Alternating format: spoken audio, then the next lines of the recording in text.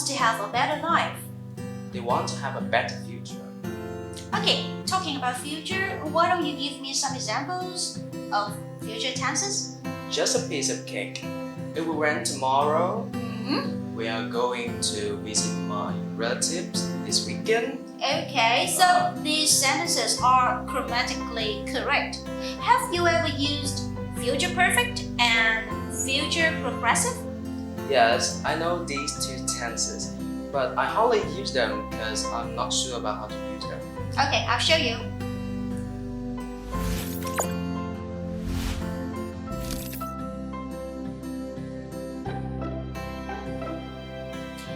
Why don't you tell me the structures of future perfect and future progressive? About future about Perfect perfect first. Is subject plus will have plus past participle. I mean verb to be or verb in past participle form Correct. Okay, so how about future progressive? is subject plus will be plus verb in. Excellent. Okay, let me talk about future perfect first. Okay, so let's see. Right. We can use future perfect to say that something will be finished or completed by or before a certain time in the future. Of course, like the builders say they will have finished the roof by Tuesday, or I will have spent all my savings by the end of the year. Okay.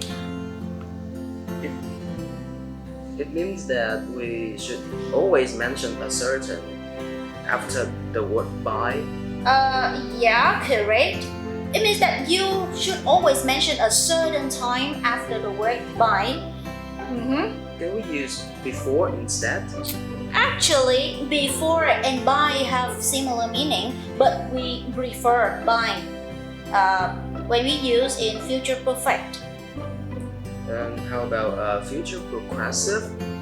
Let me think.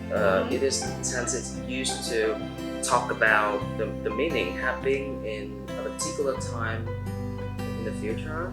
Yeah, like at this time tomorrow, I will be lying on the beach, or they will be doing an English exam at this time tomorrow.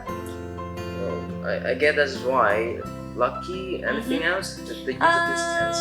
I'm checking right now, just for sure. Here it is.